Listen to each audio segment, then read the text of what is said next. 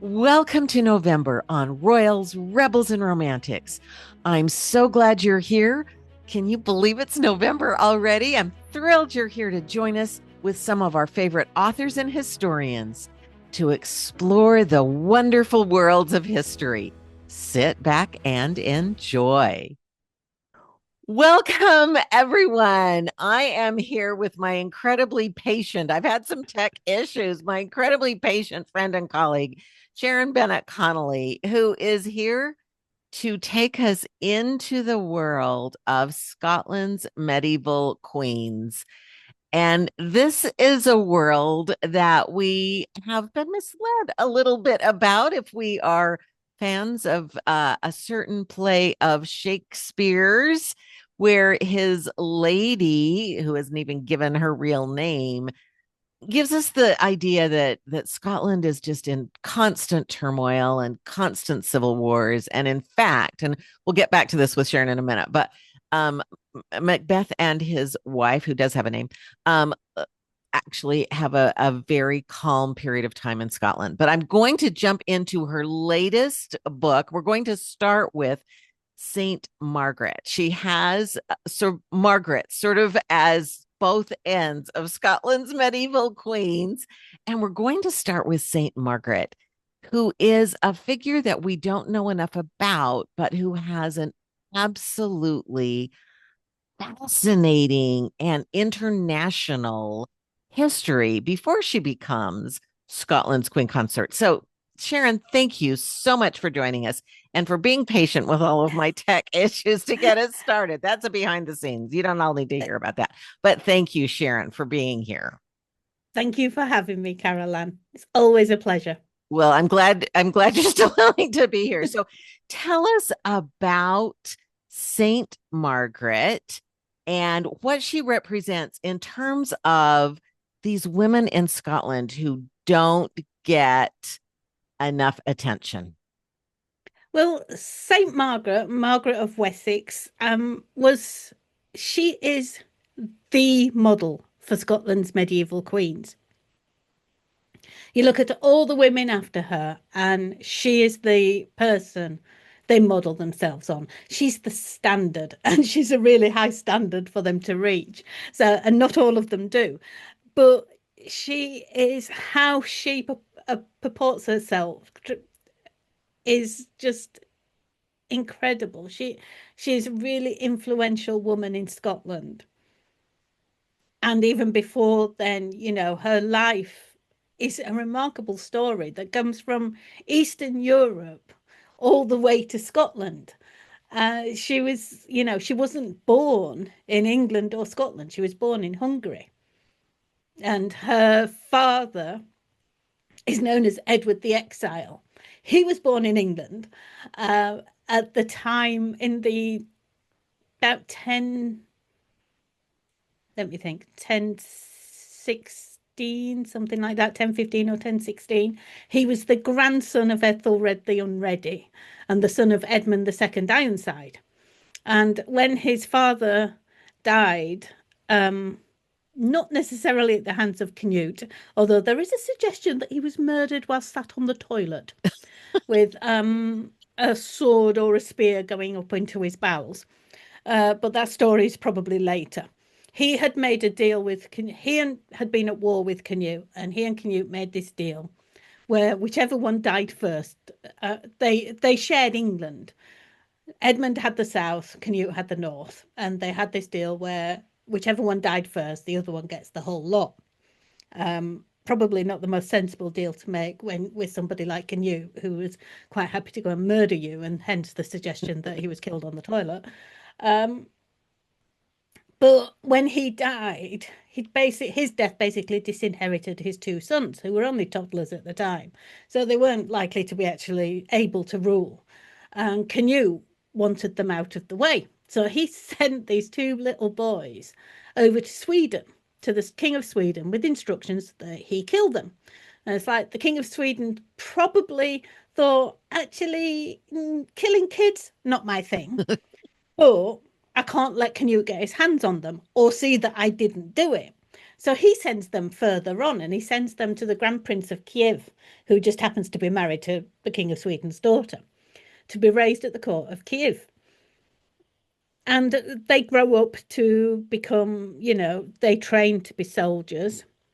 The younger son probably died over there, but Edward grew up, got married, married a lady named Agatha, and had three children: Margaret, Christina, and Edgar. And in the 1050s in England, Edward the Confessor was now king and married to Edith of Wessex, Harold Godwinson's sister, but they didn't have any children.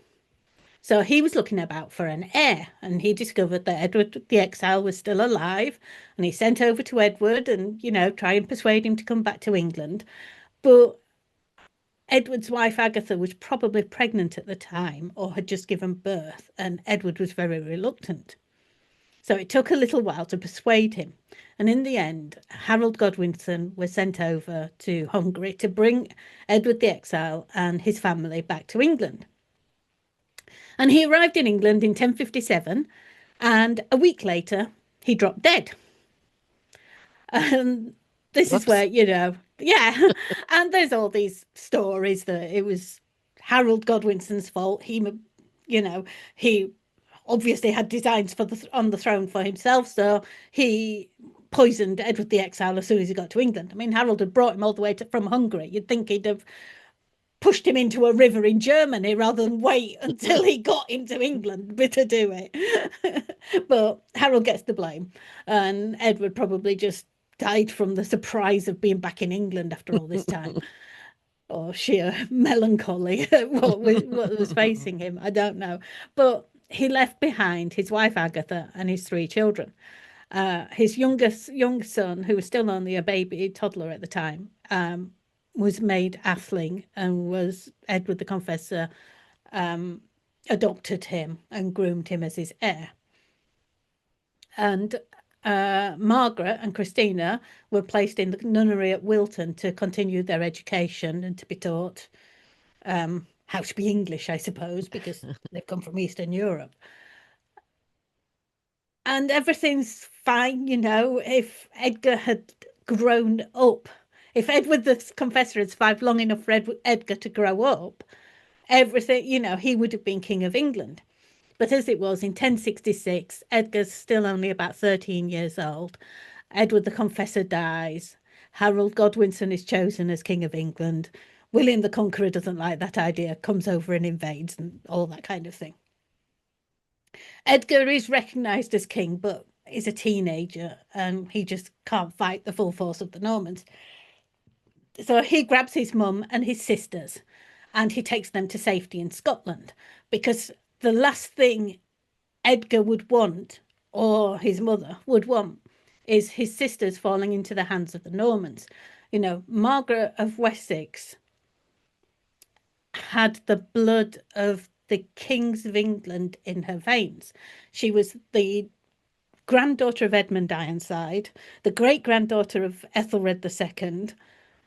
Her ancestor was Alfred the Great.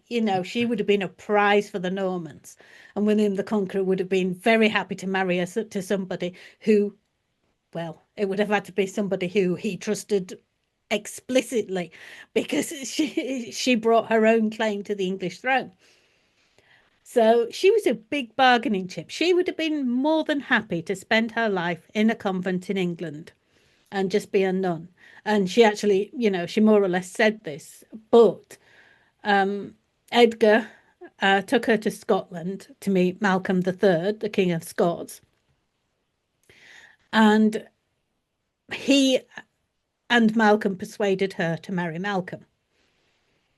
And for Malcolm, it was a great prize. This woman has the blood of Alfred the Great in her veins, Yes. and a claim to the English throne.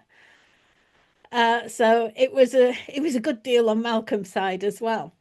And she was a very intelligent, well-read, well-educated woman. She was definitely an asset to the Scots king. And she had great influence on the Scottish Church and on the Scottish Church turning to the Church Catholic Church in Rome rather than the Columban Church, which was dominant for a time in Scotland.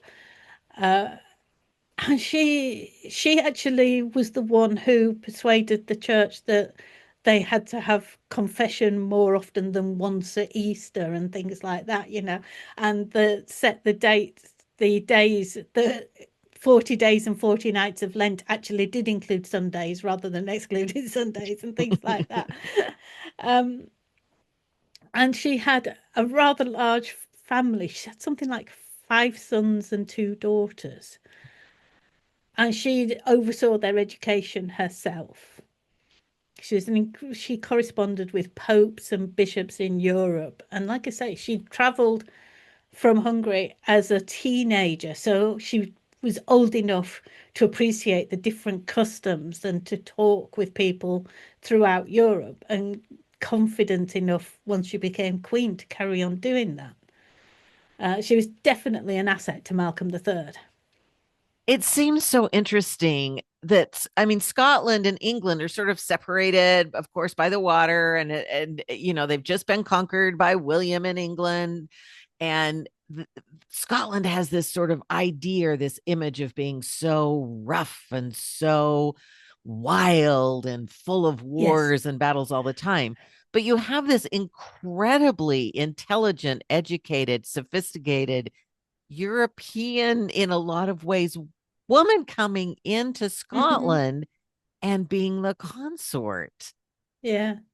But I think that view of an uncivilized Scotland is very much an invention, probably helped along by Shakespeare's version of Macbeth. Yes. Scotland had, I mean, they had, the problem was their laws of succession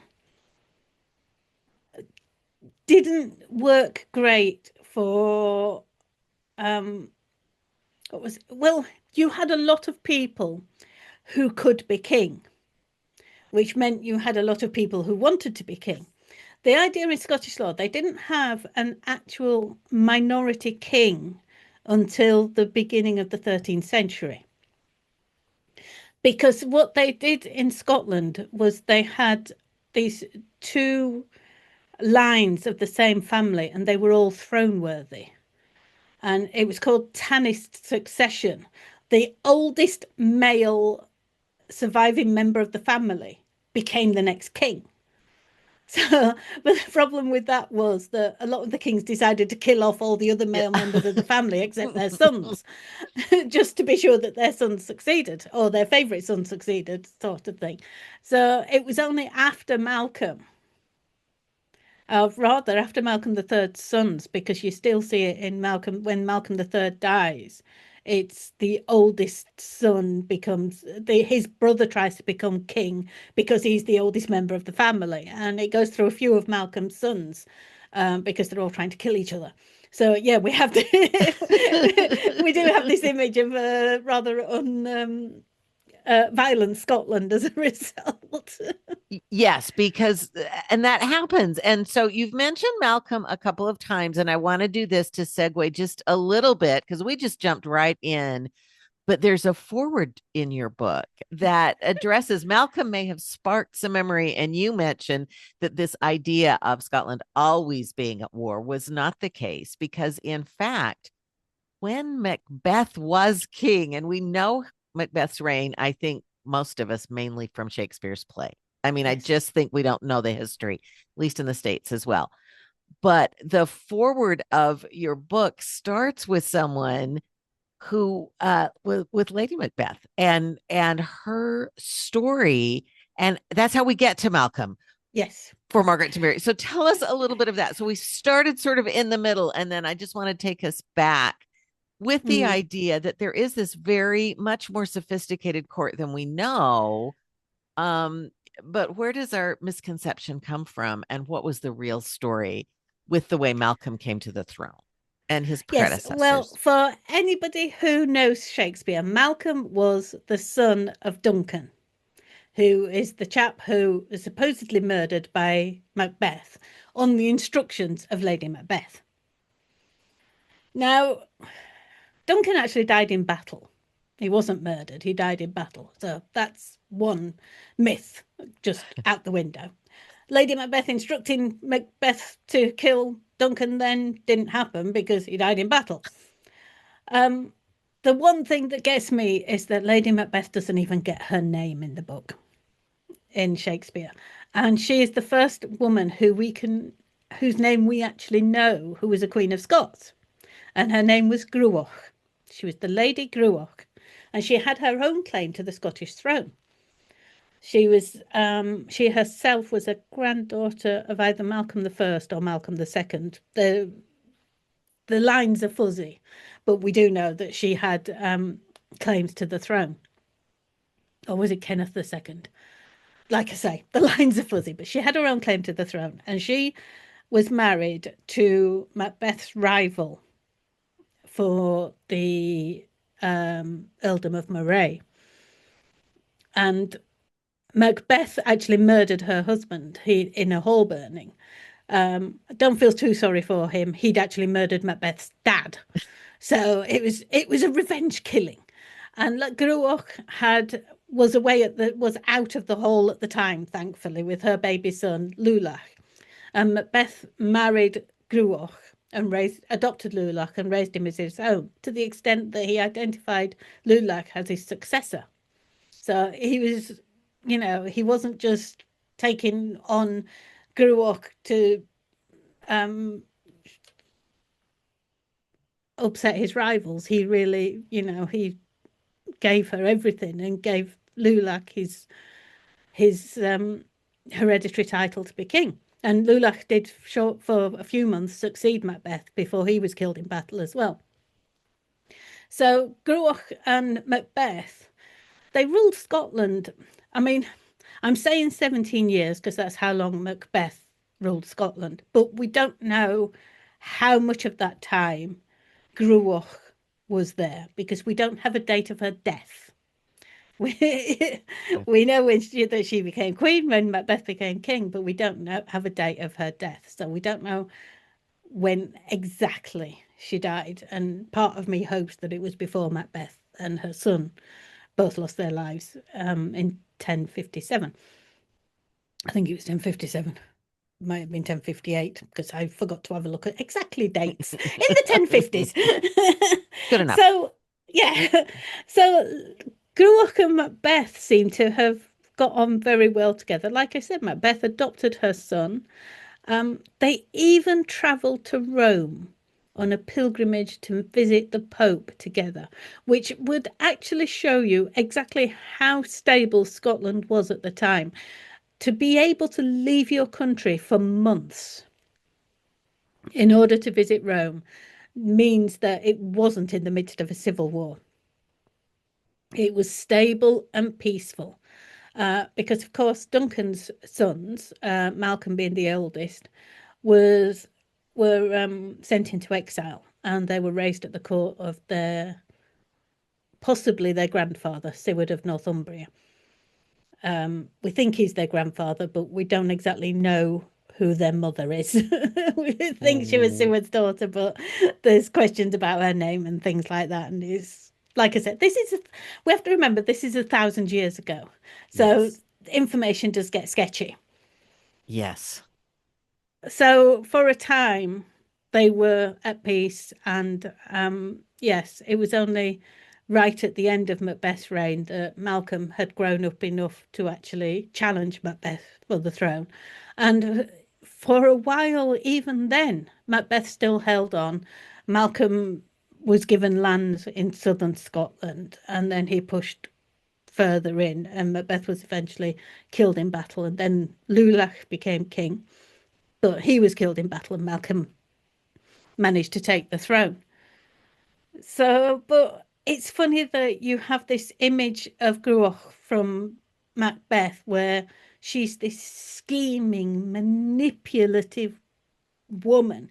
There's a term that a lot of people use for such women in medieval times, which is she-wolves. And I hate it Hmm. She wasn't scheming and manipulative. She was strong. She was ambitious for her family. And how dare a woman be ambitious? You know, Yes. it's like if they'd given those attributes to a man, it'd be like he's strong, he's noble, he's independent, he's ambitious, Hmm. and that's fine because he's a man. But a woman being ambitious, a woman wanting to protect her family, that's not so good. And it's so interesting because I love talking about these two women together because you have, I want to make sure I wrote down Gruach. Is that, Yep. I know I do struggle with pronunciation. So she is sort of in how we know her through the play, as you say, negatively. Ambition is bad. Ambition is bad. Yes. And Margaret, on the other hand, is called Saint Margaret, but she was also strong and smart and Yes. ambitious. She And was. they both made a big difference.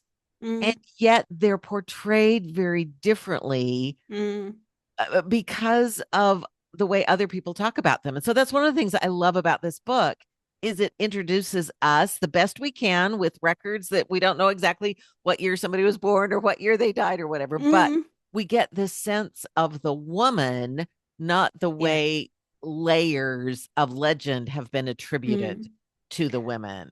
Yes, I hope so. I mean, what I've tried to do is tell the story of Scotland with these queens at the forefront. You've still got the history of Scotland behind it, but you've got a focus on the women that you don't usually see anywhere else. And that brings out the level of influence I think they had on events and on the people around them and on their husbands in particular. And you Yes. see with St. Margaret, you see how effective she was as a mother, as an educator of her children, as a patron of the church. I mean, she was such a patron of the church, she became a saint. But she, her, her daughter, her eldest daughter, St. Margaret's eldest daughter, um, was named Edith at birth. But then when she married, she was given the name Matilda because she married Henry the First of England, which means that every king since Henry the First, well, since Henry the Second, is descended from St. Margaret and therefore descended from Alfred the Great. So she actually, thanks to St. Margaret and her eldest daughter, the blood of Alfred the Great goes back into the English royal family.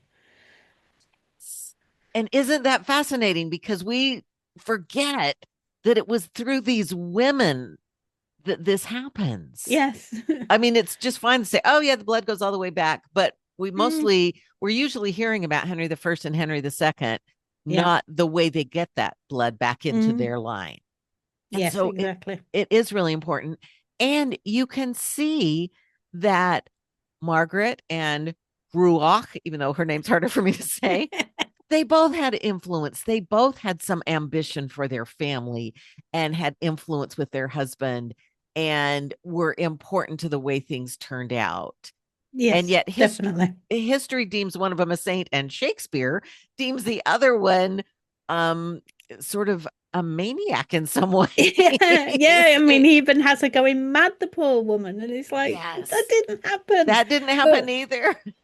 you see throughout history, actually, of the women being used as instruments where they're blamed Mhm. for things going wrong and accused of being ambitious or she-wolves when they actually stand up for themselves and their families. It's always the women who get the blame for things. Yes, and yet the men are fighting in battles for themselves and their families and their ambitions. Yeah. And that, so I just really think considering these two women together is really fascinating because they were Mm, both very strong. They both changed things and they're just portrayed to us differently. So I'm just so glad and grateful that you give us a realistic view of them thank you. historically, not Mm. legendly. Um, so I want to jump ahead a little bit because there's a period where there aren't kings and queens for a while in Scotland. And then we come to Robert the Bruce. And that's someone, because that story does tend to get told a little more Mm. often. So what's happening with Robert the Bruce? And then we get to Marjorie, and we get the other part. We sort of come back into focus, but what's going on where there's this period of no kings and queens, and then he comes in, and then Marjorie, and all of that happens. Mm. Well, it starts with Alexander III. He is married to Margaret of England, the daughter of Henry III. And you have this period in the 13th century of peace between England and Scotland for 70 odd years. There's arguments, but there's no actual wars. And it's like this long period of peace. And Alexander and Margaret have three children, a daughter Margaret and two sons. And unfortunately, Margaret the Queen dies. And Alexander the Third's like, well, I've got my three children. I don't have to remarry. Everything's hunky dory. And then his youngest son, David, dies. His second son, his daughter Margaret marries the King of Norway. And then his eldest son and heir, Alexander, gets married and then dies a few months later. So suddenly, after with having he went from three children to no children and no heir. Now, Margaret in Norway, she's married to Eric of Norway, and she has a daughter also named Margaret. But Alexander needs a son, so he marries Yolanda de Dreux. And there's this fabulous story of him doing this midnight ride after a council meeting to be with his wife on her birthday. And he's riding through the dark in a storm, and you know what's going to happen, don't you? Horse stumbles, he falls off, breaks his neck, and he's found dead on the beach the next day. And suddenly Scotland has no king, and very little opportunity for a king, because the only heir is a 2-year-old girl in Norway. And but that's fine. Actually, Scotland accepts that. This 2-year-old girl, Margaret, the Maid of Norway, she's going to be Queen of Scotland. And everybody, there's some wrangling, there's a few of the nobles going, actually, I'd probably make a better king. But Scotland appeals to Edward I, and he makes this deal most of the time with just between him and Eric of Norway. And then every now and then he'll include Scotland and ask for their opinion. But he basically makes this deal with Eric of Norway that Margaret is Queen of Scots and she will marry Edward, Edward's son, Edward of Carnarvon, who'll be Edward II. So you've got this idea that Scotland's going to be unified in 1286, 1287 to 1290. The Scotland's going to be unified with England. And it's like 400 years before the Union. What could have been, or probably would have ended up in total war anyway. But so Edward guarantees the security of Scotland and the independence of Scotland in this union with his son Edward. And Margaret is brought over when she's about 8 or 9 in 1290, or 7 or 8 in 1290, to be crowned queen. She is finally sent to Scotland once her safety has been guaranteed. The problem is she gets seasick en route and dies. And everybody goes, you don't die from seasickness. But she must have been so badly dehydrated, eating rotten food on the sea voyage and things like that. But she dies. And suddenly, like you say, Scotland has no king. There's no obvious heir. In fact, they have to go back to the son of the king from 100 years ago to find some heirs. And what they find is there's all these descendants of David I's grandson, David, who have practically equal claims to the throne. There's basically 13 competitors for the throne of Scotland. and they all have to, yeah, and Scotland invites Edward the First to adjudicate who should be king. Now, like I say, England and Scotland have been through this peace of 70 odd years. So they're not looking, although Edward's already been a bit nasty in Wales, they're not looking at Mhm. the idea of him doing anything to Scotland. He's been Scotland's friend. So, as Scotland's friend, can you come and help us decide who's going to be king?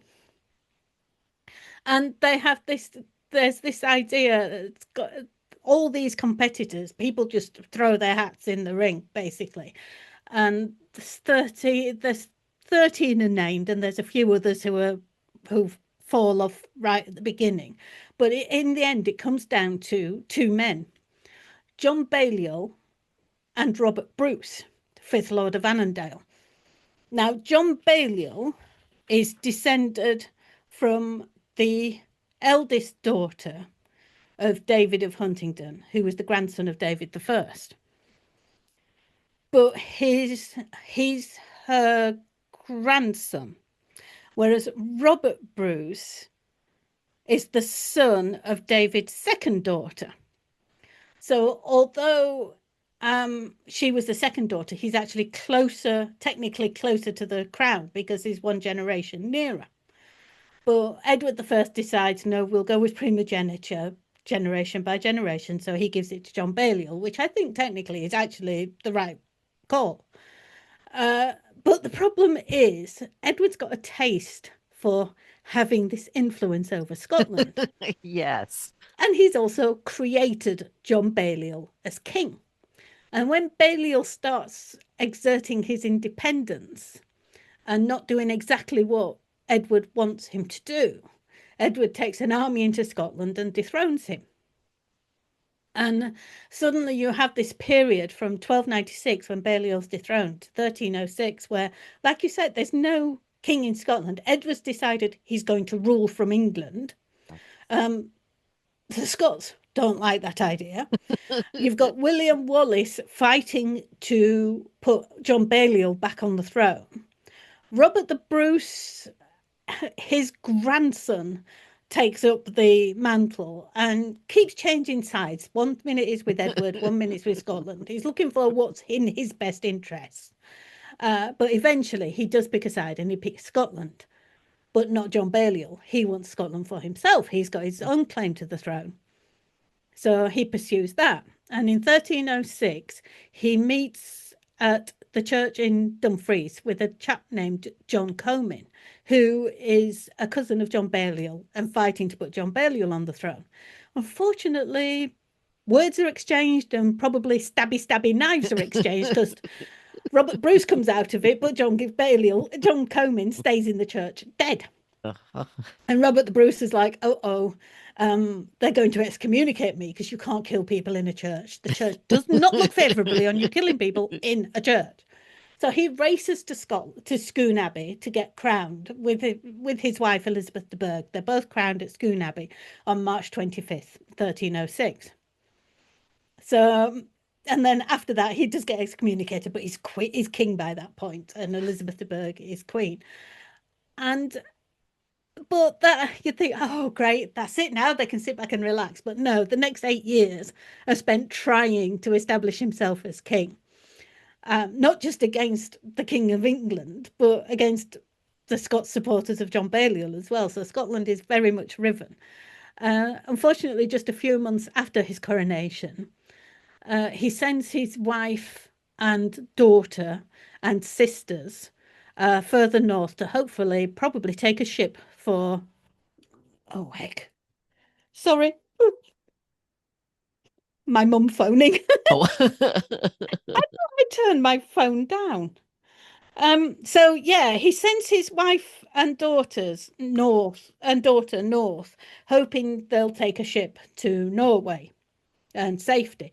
But they actually get captured and handed over to Edward I and sent to imprisonment in England. And for the next 8 years, Robert the Bruce is fighting to maintain his kingship at the same time as Edward I and then Edward II from 1307 onwards have got custody of his wife and daughter. And while England, his wife and daughter are in England in prison. He cannot have an heir, a son and heir. You know, Right. it's not just the the English are saying, we've got your wife, you can't even protect your women because we've got them. But they're also saying, ha ha, you're never going to have a stable kingship whilst we've got your wife, because you cannot have the son and heir you need Yeah. to guarantee the succession, which in turn encourages the stability in the kingdom. Right. So everything's still unstable simply because his wife's in English custody. And Yes. it's a horrible situation. And it's only after the 1314 Battle of Bannockburn the Robert manages to defeat the English, capture enough English lords and nobles to actually arrange the exchange of Mhm. prisoners to get his wife and daughter back. And as soon as he gets them back, his wife he's hoping that his wife will get pregnant, but that doesn't happen straight away. So, and when it does, it's a daughter. So he has to marry, he marries his daughter Marjorie, who's about 18, 19 at the time, to a loyal supporter, Walter the Steward, in the hope that she'll get pregnant and have an heir, even if Elizabeth de Burgh doesn't. And she does get pregnant. She does have a son and heir and dies in the process, bless her. Poor Marjorie Bruce. I really do feel sorry for her. Yes. And you have this strange situation where Robert the Bruce's grandson is older than his son, because then Elizabeth does manage to produce a couple of sons, one of which survives, will be David II, but his actual his nephew is older than him. It is a strange. So who should be heir, right? Because should it be the son or should it be the older Well, it's funny. grandson? The Yeah. grandson, no, the son is the heir, and he is acknowledged as the heir. Well, with the grandson as his heir, if anything happens. But when there's a second war of independence in the mid 1300s, when Edward III tries to send in Edward Balliol, John Uh, Balliol's son, to claim the throne, because and David's only a child, so mhm. his dad dies in 1328, and suddenly there's a child on the Scottish throne. So Edward III thinks, actually, Yeah. I didn't agree with all this peace with Scotland, so he sends in Edward Balliol to try and claim the throne, even though Edward III's sister is actually married to David II. Uh-huh. Yes. So if I was Joan, I'd be like, that is not fair. Big brother, don't do this. But, Edward III was all for opportunity. So his David and Joan are still children. So they are sent off to France to continue their education and be raised in security and safety. And Robert, David's nephew and heir, Yes. Robert Stewart, is actually stays in Scotland and makes a name for himself, actually protecting Scotland against the English. Yes. But he and David don't get on. So when David does come back, it's like, oh, your nephew's been brilliant. He's fantastic. It's like, yeah, tell me about it. Well, I've been off in France. Yeah. Yeah. But the problem is then David II doesn't actually, he has his wife Joan of England, and they don't really get on very well. David gets captured by the English at one stage and sent into imprisonment in England, and Joan stays in Scotland and doesn't seem to actually be that bothered about being with David. And he has a string of affairs as well. They have no children. He marries again, Margaret Drummond, and they have no children, even though Margaret Drummond has children of her own, so she's obviously fertile. Mhm. So he ends up, it must have really galled him. He didn't like his nephew, but his nephew was his heir. Uh-huh. And he ends up not having any children, not being able to displace his nephew in the line of succession, and having to leave the throne to the one person he despises. But that is how the Stuarts come Yes. to the Scottish throne. And isn't that fascinating? Because again, it's through these marriages and these women, Marjorie, who brings that Yes. about and again, it all Yep. comes through the women. Oh, yes. So we have the Stuarts coming to the throne. And tell us about the early Stuarts. We know, I mean, once Mary Stuart comes along, that's pretty well known. But tell us about these early Stuarts. Well, Robert the Second and Robert the Third were the lucky ones. They both died in their beds. Yes. After that, things get a bit dodgy. James the First is murdered in a sewer. James the Second stands too close to a cannon as it explodes because he's watching a siege. The cannon explodes, and part of the metal from the cannon breaks his thigh bone and kills him. James the Third is betrayed by his own son, James the Fourth, who dies at Flodden in Mm-hmm. battle. Mm-hmm. And then Mm-hmm. James the Fifth loses a battle, gets told that his wife's just given birth to a daughter, and turns his head to the wall and dies. Mary, Queen of Scots, gets her head chopped off. James the Sixth and First, he dies in his bed, but then Charles the First gets his head Yes. chopped off. I'm not sure the Stuarts are that lucky. Yeah, right, right. They're well known, but they do have a string. Again, we have children on the throne, we have Yeah. murders, we have war, battle, and we do have one more English woman who becomes, and I just kind of want to wrap there because I want to talk about a couple of other things, but what is the impact when Margaret Tudor becomes Queen of Scotland? When she marries James the Fourth. Just what are your thoughts on that? My thoughts on Margaret Tudor. She's fascinating, isn't she? She is this. There is this idea of. I mean, I felt sorry for Margaret Tudor, and you see in the actual arrangement of the marriage, she was very young when she was sent to Scotland, Yes. and if it wasn't for her mum and her grandmother, she'd have been younger when she was sent to Scotland. Yep. The deal had been arranged much earlier that she would marry James the Fourth, but she was still very much only a child. And her mother and grandmother, her grandmother was Margaret Beaufort, who had been married at the age of 12, given birth at the age of 13, and knew the dangers of a girl going to a marriage bed too early. And she and her and Margaret's mother, Elizabeth of York, made sure that that didn't happen Right. with Margaret Tudor. And she was still very young when she went north. She was about 13 or 14. And I'm not sure she was quite ready for it, and I'm not sure she was ever mature enough, to be honest, to make the decisions she did because she had not didn't exactly have the greatest um, sense when it came to men. She just seemed to have chosen. I mean, yes, the first husband was chosen for her, but her other husbands, they were they loved the idea of marrying a Queen of Scotland and weren't too bothered about who the actual person was, more that she Yes. was Queen of Scotland.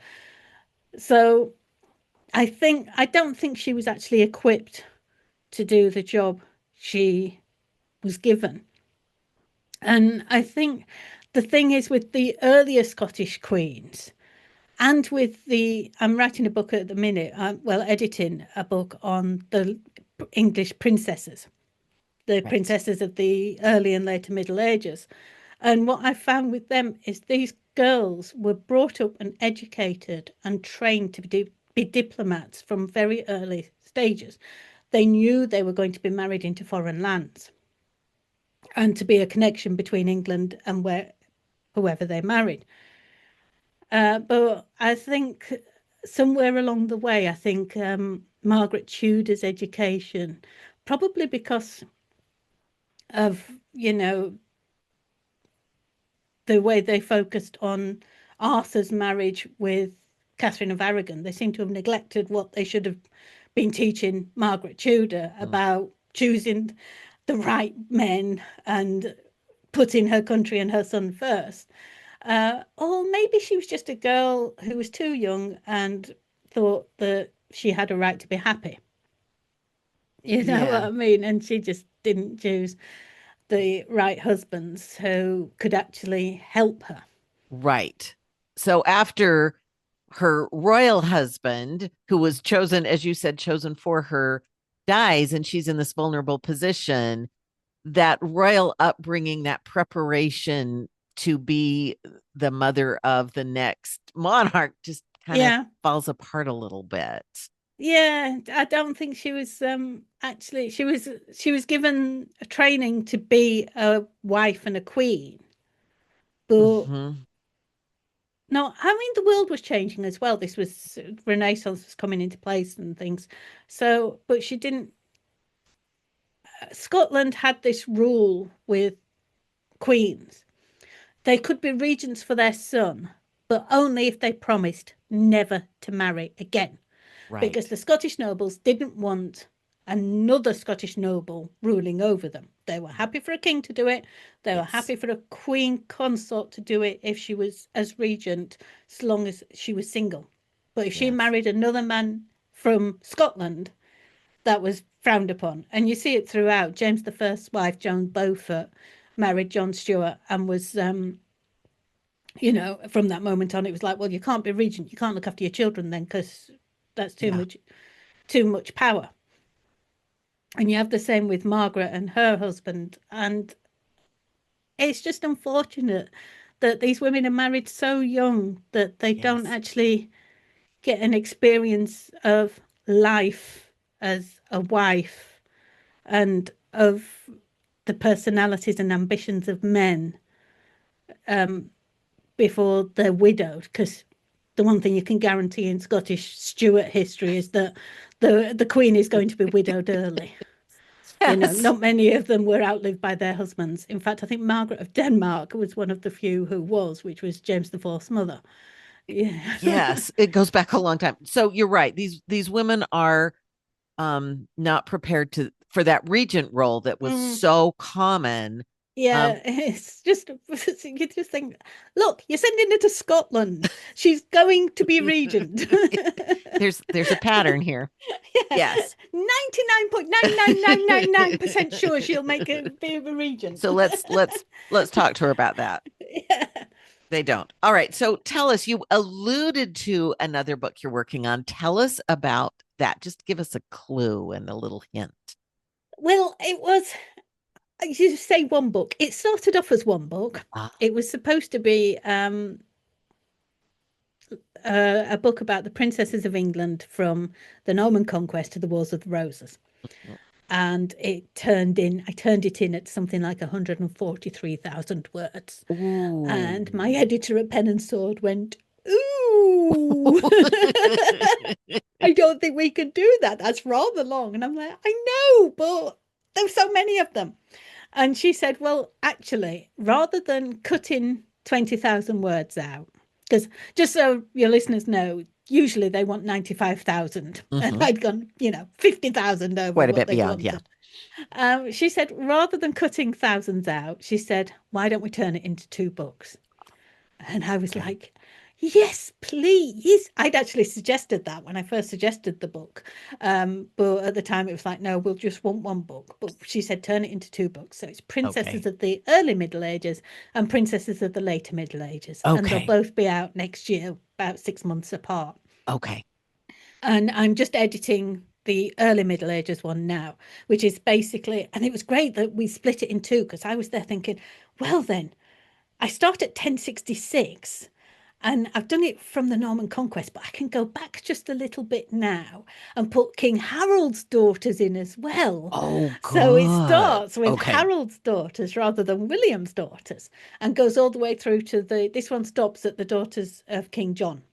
Oh, They're the okay. last ones in Okay. it. Okay. And then the Okay. next book, Princesses of the Later Middle Ages, starts with Henry III's daughters and goes all the way through to Edward IV's daughters, Elizabeth of York and her sisters. And Okay. Richard III's illegitimate daughter gets in there as well, because I Oh, decided I'm including excellent. the illegitimate as well as the legitimate daughters. Oh, that's fascinating. Oh, and again, see, because a lot of the princesses, because they're women, we don't really hear their full story. Some of Mm, them when they marry a king of another country, but others we don't. And the yeah. illegitimate, we definitely don't. So No. Well, that's that was very Henry the exciting. First's fault. There's Yes. something, he had 20 illegitimate children, and a lot of the girls were used in diplomacy. You know, one of them became Queen of Scotland. Mm-hmm. Another one tried to kill him. Uh, so there were some very colourful daughters of Henry the First. So I decided I was going to include them. And then I That's thought, well, then great. I've got to include all the illegitimate daughters all down the line. But it did make for some interesting writing. So, and Oh, it but it that's makes it, fun. but they even the legitimate ones are used in diplomacy. You know, Henry the First's daughter Sibylla of Normandy was married to William the Lion, King of Scots. Was Oh, it him? No. Hold on a minute. No, she wasn't. That was Magad Beaumont. So, oh no, she was married to Alexander the First, King of Scots, one of St. okay. Margaret's sons. And the idea was that you're making a familial link with the King of England. So the Mm-hmm. King of Scots is the King of England's son-in-law and brother-in-law, and because Yes, yes. his Mm-hmm. sister's actually married to Henry the First Mm-hmm. as well. So you're tying the Kingdom of Scotland and England closer together, but you're not passing on a claim to the English throne.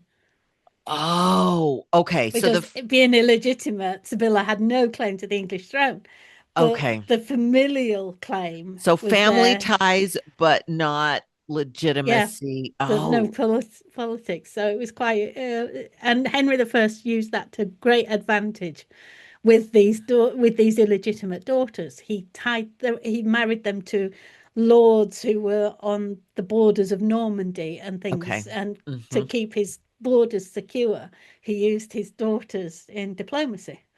But they didn't have a Um, claim to the but they didn't throne, have a so claim they to the weren't a throne, threat. so Okay. yeah, Oh, that's just that. That is yeah. fascinating. See, I always learn so much from our conversations.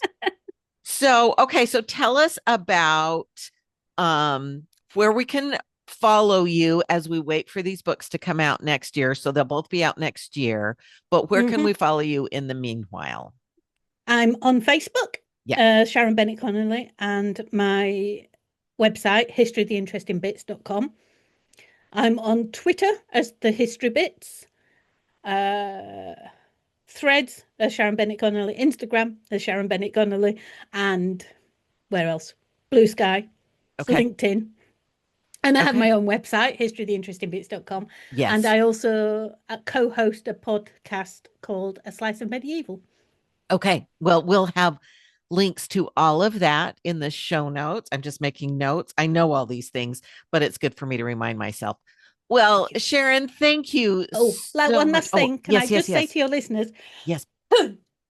if you do want a copy of Scotland's Medieval Queens, get it now because it's on special offer on Amazon.com. It's about $5 at the minute. Okay. So Okay. All right. So get I it will. now. Yes, don't delay. No, that's really good because when those offers pop up, you want to jump on them. So yes, Definitely. we'll do that. Okay, and I'll put that out. Well, thank you, Sharon. I appreciate all of your patience with me and my tech today. And thank you everyone for listening and learning about Scotland's medieval queens. We may not know all their names, but they deserve to be known to us. And I'm so glad to hear their stories and get to know them better. So thank you. And thank you, Sharon, for coming on. My pleasure. Thank you for asking me, Caroline. Thank you for listening to this episode of Royals, Rebels, and Romantics. If you could please leave us a rating, share with a friend, it makes all the difference. And a special thank you to my wonderful patrons who make all of this magic possible. I hope to see you again soon here on the podcast, where we look at all of the ways that history shows us what's possible. Thank you.